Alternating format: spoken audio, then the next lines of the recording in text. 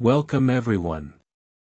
On April 3, 1934, in London, England, a baby girl was born who would change forever how we understand our closest animal relatives. Her name was Valerie Jane Morris Goodall. But the world would come to know her simply as Jane Goodall. This is the story of a young woman with no university degree who walked into the African jungle and revolutionized the field of animal behavior. Jane's love for animals began when she was very young. As a small child, she carried a stuffed toy chimpanzee everywhere she went. Her father gave it to her when she was just 1 year old. She named it Jubilee, and she still has it today, more than 80 years later. When Jane was 4 years old, she disappeared for several hours. Her family searched everywhere, calling her name with growing worry. Where had the little girl gone? Finally, they found her hiding in a small henhouse.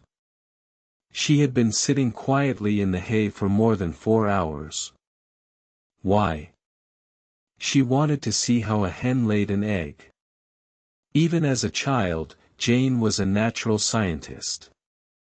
Jane grew up in Bournemouth, on the southern coast of England. Her family was not wealthy.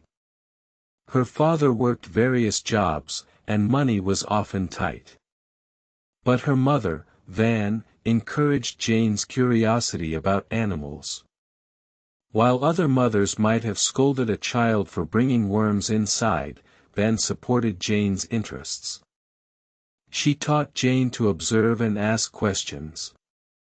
As a young girl, Jane dreamed of Africa. She read books about animals and imagined herself living among them. Her favorite books were the Tarzan stories and the story of Dr. Dolittle. She dreamed of going to Africa to live with animals and write books about them. But how could a girl from a modest English family make such an impossible dream come true? When Jane finished school, she could not afford to go to university. Instead, she attended secretarial school. This was common for young women in the 1950s. Society expected women to become secretaries, nurses, or teachers. Very few women became scientists. And almost no women did fieldwork in wild places. But Jane's dream never died. She worked as a secretary in London for several years. The work paid the bills, but it did not feed her soul. Then, in 1956, something wonderful happened. Jane received a letter from a school friend who had moved to Kenya.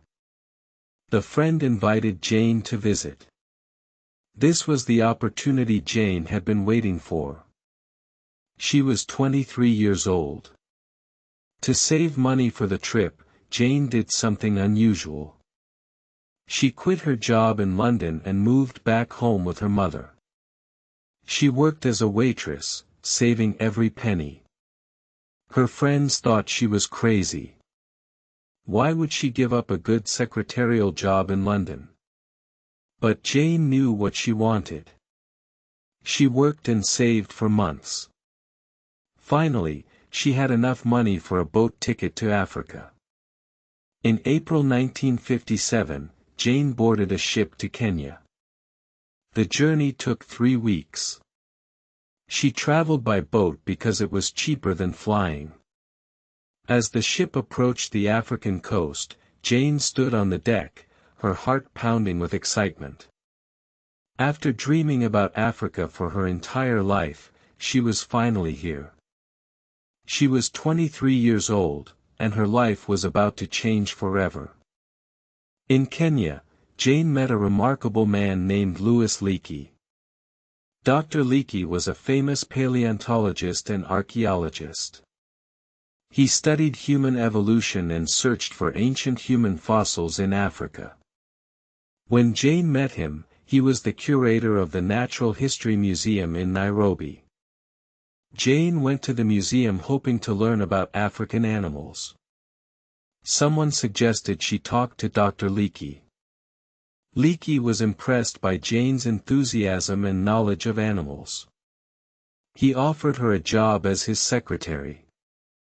Jane was thrilled. Working for Dr. Leakey meant being close to the scientific work she loved. But Leakey saw something special in Jane. He had a bold idea.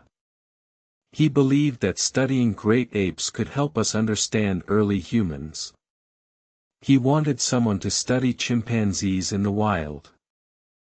This was a revolutionary idea. In 1957, almost nothing was known about how chimpanzees lived in nature. Scientists studied animals in zoos, not in wild jungles.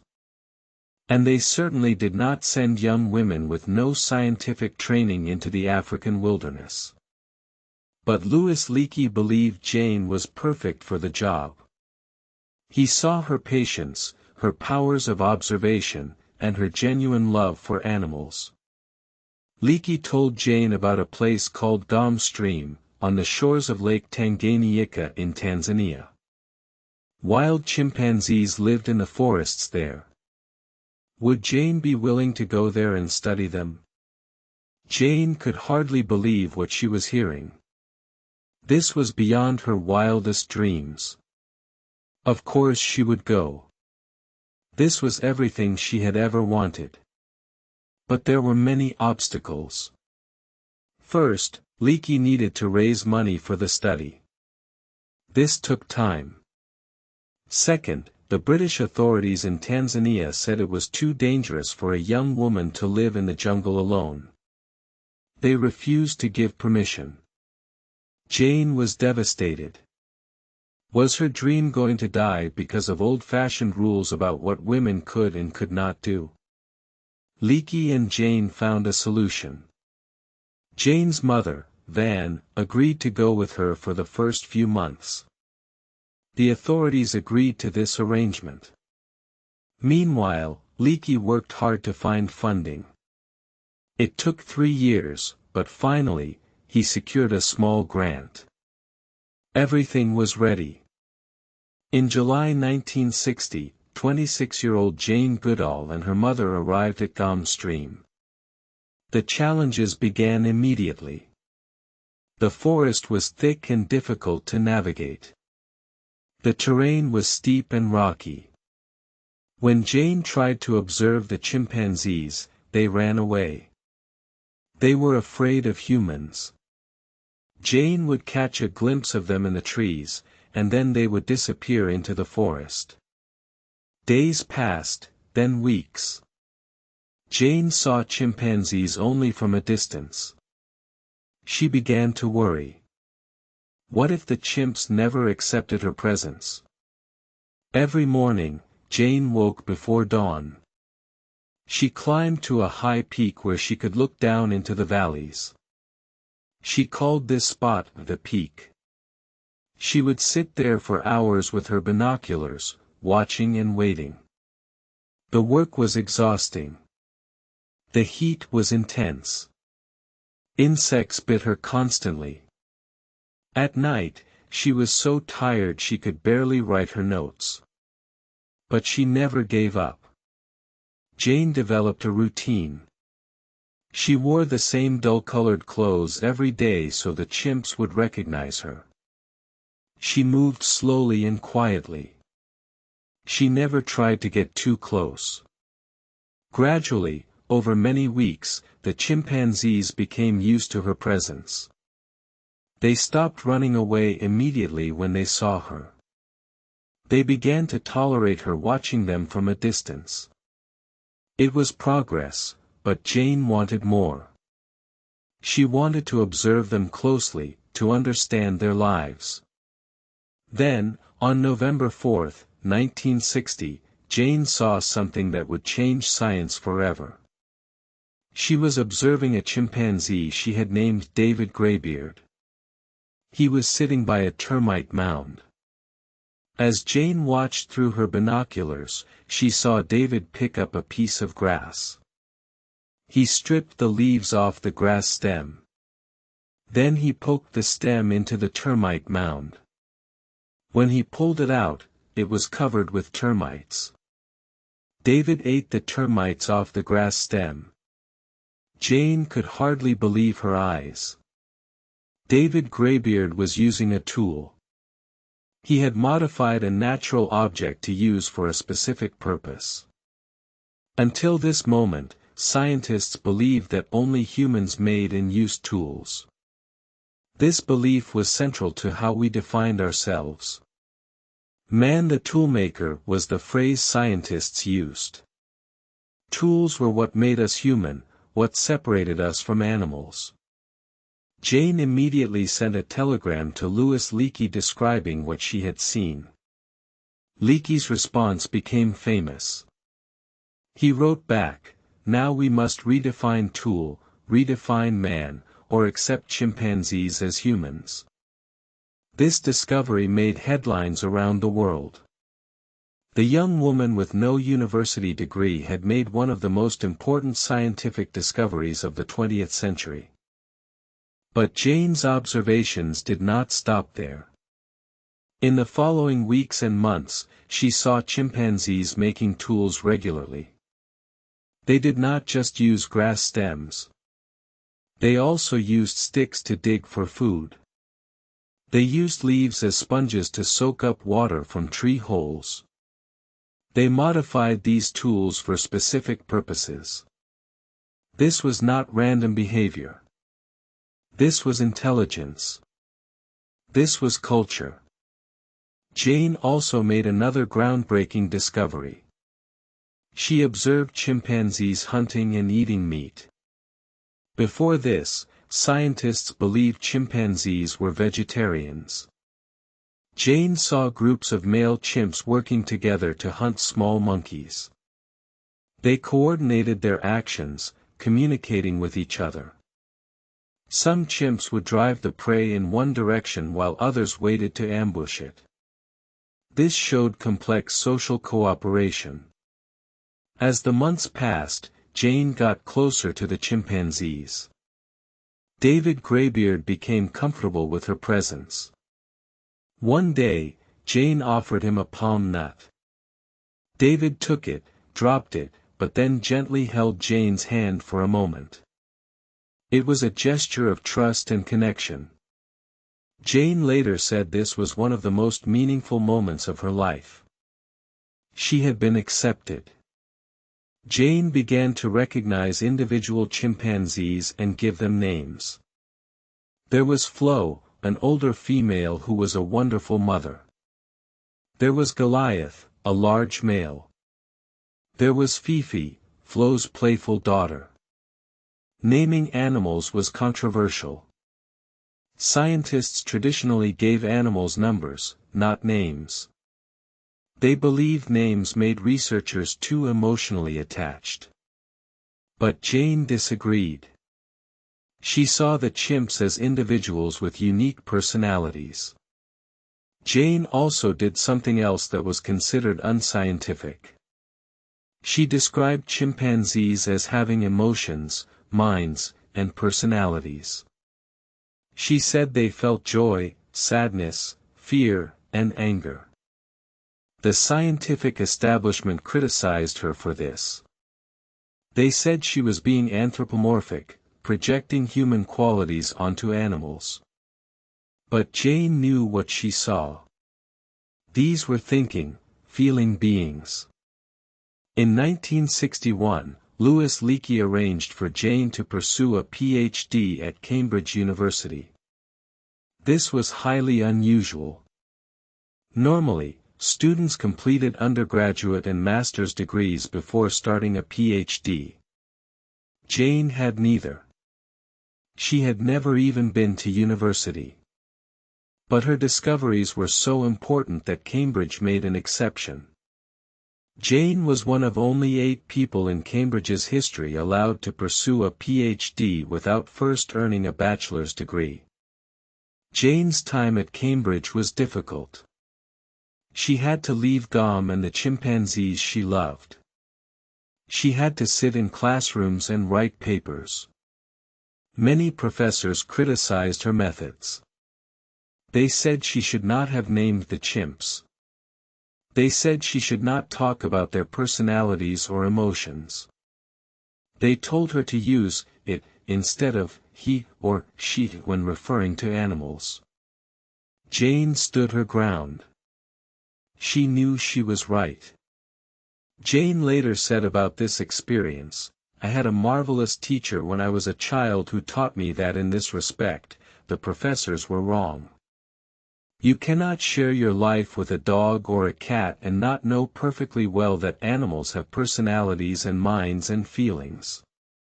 She was talking about her childhood dog, Rusty. Her observations of Rusty had taught her that animals were individuals. The professors had not spent time truly knowing animals. Despite the criticism, Jane completed her Ph.D. in 1965. Her thesis was titled, "Behavior of the Free-Ranging Chimpanzee." It contained observations that revolutionized primatology. She was now Dr. Jane Goodall. But the title mattered less to her than getting back to Gom and the chimps. That was where her heart was. That was her real work. Back at Gom, Jane continued her observations. Over the years, she documented complex social relationships among the chimpanzees. She saw friendships that lasted for years.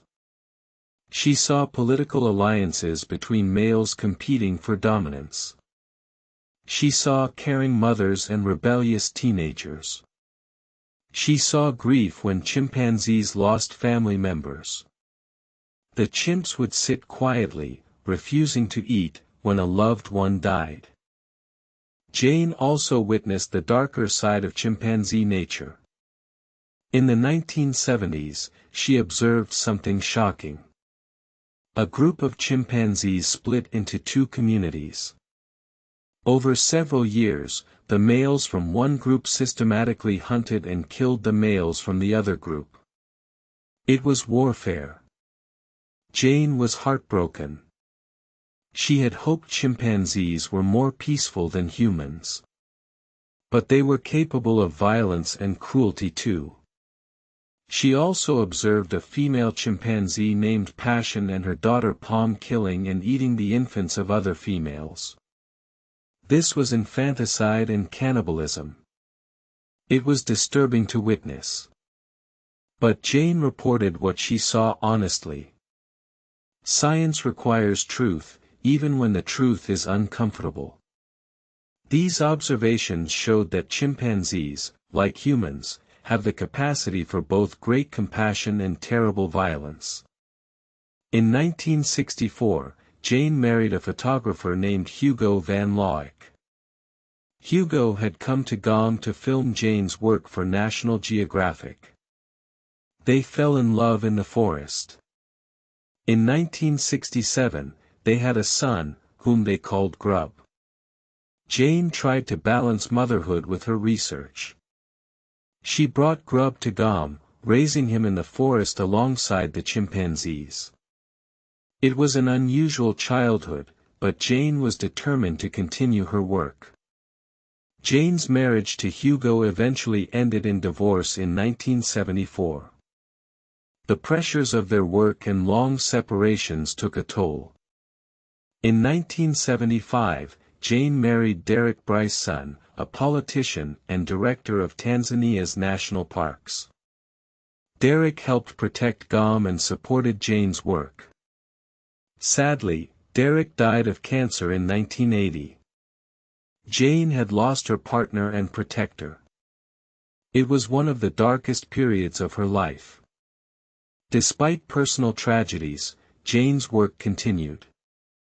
By the 1980s, her research at Gom was the longest continuous study of animals in the wild ever conducted. She had been observing some of the same chimpanzee families for more than 20 years. She knew their histories, their relationships, their personalities. No one in the world knew chimpanzees like Jane Goodall knew them. In 1986, Jane attended a conference in Chicago about chimpanzee conservation. What she learned there changed the direction of her life. She heard about the terrible conditions chimpanzees faced in medical research labs. She learned about the destruction of chimpanzee habitats across Africa. She saw that chimpanzees were disappearing. If nothing changed, they might become extinct in the wild within 50 years. Jane realized she could no longer stay in her beloved forest. She had a responsibility to speak for the chimpanzees. They could not defend themselves. They needed a voice.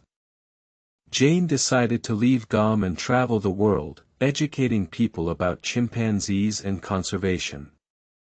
It was a painful decision. GOM was her home. The chimps were her family. But she knew what she had to do. Since 1986, Jane has spent most of her time traveling.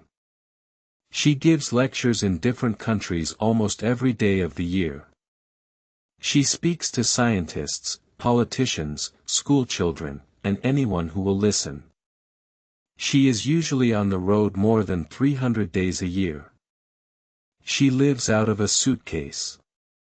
It is exhausting work for someone now in her 80s, but Jane continues because the need is urgent. Jane founded the Jane Goodall Institute in 1977. The organization works to protect chimpanzees and their habitats. It also works to improve the lives of people living near chimpanzee habitats. Jane understood early that you cannot save chimpanzees without helping the human communities around them. Conservation and human welfare must go together. One of the Institute's most successful programs is Roots and Shoots. Started in 1991, it is a youth program that empowers young people to make a difference in their communities. The program began with 12 students in Tanzania. Today, it has groups in more than 60 countries. Young people work on projects to help people, animals, and the environment. Jane believes young people are our greatest hope for the future. Jane has received countless awards and honors. She has been made a Dame of the British Empire. She has received the Kyoto Prize, the Benjamin Franklin Medal, and the UNESCO Gold Medal. She has been honored by governments and universities around the world. But she remains humble. She says her greatest achievement is not the awards, but the difference she has made for chimpanzees and for conservation. People often ask Jane if she is optimistic about the future. The problems facing our planet are enormous. Climate change, habitat destruction, species extinction, poverty, and war threaten both humans and animals. How can anyone be hopeful? Jane's answer is powerful. She says she is hopeful for 4 reasons. First, she points to the energy and commitment of young people. She has seen young people around the world working passionately to make a difference. They give her hope. Second, she points to the human brain. We are incredibly intelligent. If we use our intelligence wisely, we can solve the problems we have created. Third, she points to the resilience of nature. Animals and habitats can recover if we give them a chance. Fourth, and perhaps most important, Jane points to the indomitable human spirit. She has seen people who refuse to give up, even in the face of impossible odds. She has seen communities come together to solve problems. She has seen individuals make sacrifices for the greater good. This human spirit, this determination to make things better, gives her hope every single day. Jane often shares a story about a tree at GOM. When she first arrived in 1960, there was a tree she loved to sit under. Years later, she returned to find that area completely bare. All the trees had been cut down. The hillsides were eroded and empty. It looked hopeless. But the people worked together. They planted trees. They protected the young seedlings. Today, that area is green again. The forest has returned. It took time, effort, and cooperation, but nature healed. Jane has a famous saying, "Every individual matters." Every individual has a role to play. Every individual makes a difference. She truly believes this. She tells people that their choices matter. What you eat, what you buy, how you treat others, how you treat animals, all of these choices have an impact. You might think one person cannot change the world, but Jane's life proves otherwise. Think about it. Jane was just one young woman with a dream. She had no money, no university degree, and no connections. Society told her that what she wanted to do was impossible. Women did not become scientists. Women did not live alone in jungles. Women did not challenge established scientific thinking. But Jane did not listen to those voices. She listened to her heart. She followed her dream. Jane's patience was extraordinary. She sat in the forest for months before the chimpanzees accepted her. She spent years earning their trust. She spent decades observing them. In our modern world, we want everything immediately. We give up if we do not see results right away. Jane teaches us the power of patience and persistence. Great things take time. Jane also teaches us the importance of compassion. She did not just study chimpanzees as scientific subjects. She cared about them as individuals. She mourned when they died. She celebrated when babies were born. She saw them as fellow beings deserving of respect and protection. This compassion extended to all living things and to the earth itself. She teaches us to live with empathy and kindness. Another lesson from Jane's life is courage. It took courage to go to Africa with almost no money. It took courage to live in the forest. It took courage to challenge the scientific establishment. It took courage to speak uncomfortable truths. It took courage to keep going after personal tragedies. Jane faced her fears and moved forward anyway. That is the definition of courage. Jane also shows us that it is never too late to change direction. She spent the first 26 years of her life preparing for her dream. She spent the next 26 years in the forest doing research. Then, at age 52, she changed course completely.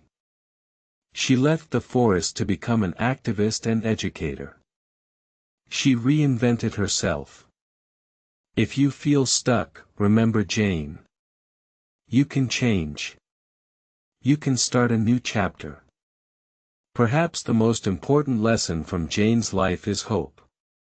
Despite everything she has seen, the violence in chimpanzee society, the destruction of forests, the suffering of animals, the environmental crisis, despite all of this, Jane remains hopeful. She chooses hope. She says hope is a choice we make. We can give in to despair, or we can work for a better future. Jane chooses to work. Jane once said, "The greatest danger to our future is apathy." Apathy means not caring, giving up, thinking nothing matters. Jane fights against apathy every day. She shows us that one person can make a difference. She started alone in a forest with a notebook. Today, her work has inspired millions of people around the world to care about animals and the environment. Today, Jane Goodall is in her late 80s. She still travels constantly, spreading her message of hope and conservation. She still works for the chimpanzees she loves. She still believes in the power of individuals to change the world. When people ask her when she will retire, she smiles and says she will rest when she dies. There is too much work to be done. The chimpanzees at GOM are still there. Researchers continue the work Jane started more than 60 years ago. Some of the chimpanzees Jane knew in the 1960s have grandchildren and great-grandchildren living in the forest today. The study continues. The work continues. And because of Jane, we understand our closest relatives in the animal kingdom in ways we never did before. Jane's work taught us that the line between humans and other animals is not as clear as we once thought. Chimpanzees use tools. They have culture. They have emotions. They have individual personalities. They form deep relationships. They are not so different from us. And if they are not so different, then we have a responsibility to protect them. We are all part of one family, sharing one planet. What can we learn from Jane Goodall's incredible journey?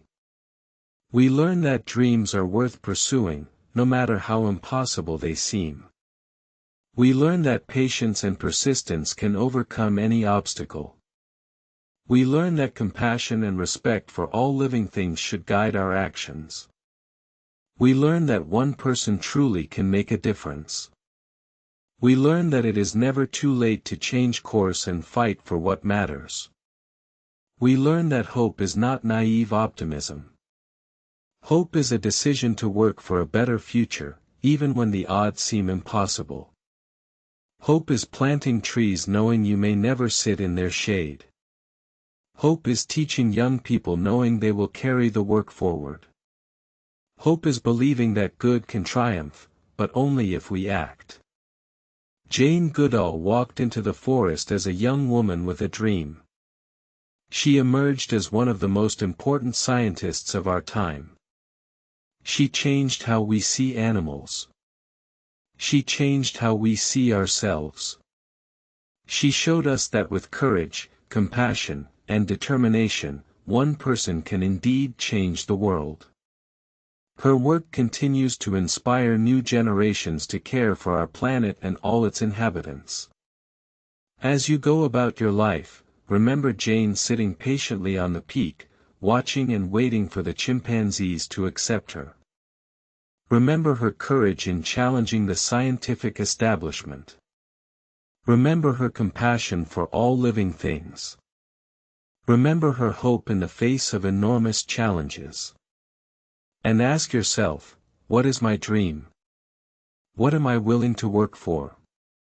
What difference will I make? Jane Goodall's story reminds us that we are all connected, humans and animals, all part of the web of life on this beautiful planet. We each have a role to play in protecting it. Every individual matters. Every individual can make a difference. What will your difference be? The forest is waiting. The world is waiting. Your journey is waiting to begin.